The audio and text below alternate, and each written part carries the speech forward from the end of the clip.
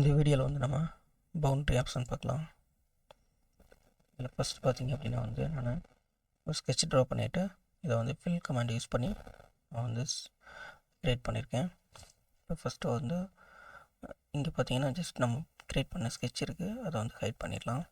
ஏன்னா நம்ம பவுண்ட்ரியை செலக்ட் பண்ணும்போது வந்து டிஸ்டர்பாக இருக்கும். ஸோ இப்போ பவுண்ட்ரி ஆப்ஷன் போய்ட்டு இதில் பார்த்திங்க அப்படின்னா வந்து 4 ஆப்ஷன் இருக்குது. ஃபஸ்ட்டு வந்து நோ ப்ரொபகேஷன். இப்போ நம்ம எந்த எலிமெண்ட்டை செலக்ட் பண்ணுறோமோ அந்த எலிமெண்ட் மட்டும் தான் செலக்ட் ஆகும், இல்லைங்களா? இதுக்குள்ளே வந்து நம்ம லிமிட்ஸ் கொடுத்துக்கலாம். ரைட் கிளிக் பண்ணி ஜஸ்ட்டு 0.1 லிமிட் கொடுத்து நம்ம வந்து பவுண்ட்ரியை வந்து க்ரியேட் பண்ணி செலக்ட் பண்ணிக்கலாம்.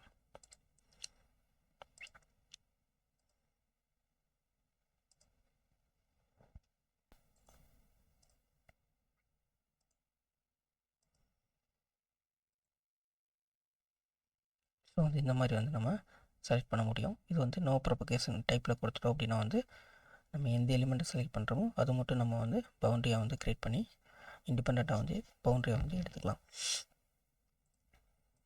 ஓகே, இப்போ வந்து நெக்ஸ்ட் ஆப்ஷன் வந்து பார்த்திங்கன்னா டேஞ்சன்ட் கண்டினியூட்டி.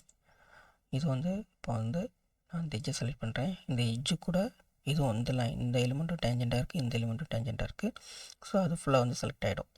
இங்கேயும் வந்து நம்ம என்ன பண்ணிக்கலாம்னா லிமிட்ஸ் வந்து க்ரியேட் பண்ணிக்கலாம். ஜஸ்ட் ரைட் கிளிக் பண்ணி நம்ம பாயிண்ட்ஸ் கொடுத்து பர்டிகுலர் டிஸ்டன்ஸ் வேல்யூஸ் கொடுத்து நம்ம இப்போ இந்த பவுண்ட்ரிஸை வந்து நம்ம இண்டிபெண்ட்டாக வந்து எடுத்துக்கலாம். ஜஸ்ட் கேன்சல் பண்ணிடுறேன். மறுபடியும் பவுண்ட்ரி போய்ட்டு பாயிண்ட் கண்டினியூட்டி. இப்போ பார்த்திங்க அப்படின்னா வந்து நம்ம வந்து ஜஸ்ட்டு கொடுத்தோம் அப்படின்னா வந்து ஃபுல்லாக வந்து செலக்ட் ஆகிடும்.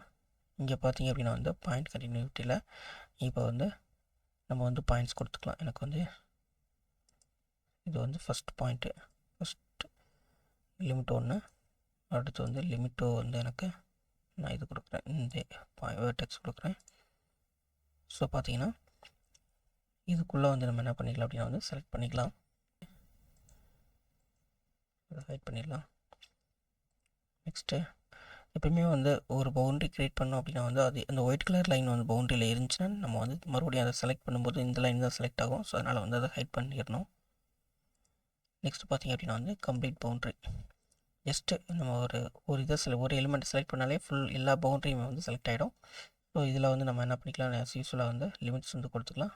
ஜஸ்ட் ஓகே, இப்போ வந்து ஃபுல்லாக செலக்ட் ஆகிடுச்சு. இதை வந்து நம்ம என்ன பண்ணலாம் அப்படின்னா வந்து ஜஸ்ட்டு ட்ரான்ஸ்லேட் யூஸ் பண்ணி நம்ம எடுத்துக்கலாம். இப்போ டைரெக்ஷன் வந்து பார்த்திங்கன்னா நான் ஜெட் கொடுக்குறேன், டிஸ்டன்ஸ் வந்து ஒரு 50 கொடுக்குறேன். இப்போ எலிமெண்ட் வந்து செலக்ட் பண்ணணும். ஜஸ்ட்டு எலிமெண்ட்டை செலக்ட் பண்ணால் போதும். நம்ம பவுண்ட்ரி க்ரியேட் பண்ணி வச்சுருக்கோம் பார்த்தீங்களா? ஸோ அந்த எலிமெண்ட் செலக்ட் பண்ணோம் அப்படின்னா வந்து நம்ம கொடுத்த டிஸ்டன்ஸில் தனியாக வந்து இந்த பவுண்ட்ரி எடுத்துக்கலாம். ஸோ வந்து இதில் நம்ம இண்டிபெண்ட்டாக வந்து ஒர்க் பண்ணிக்கலாம்.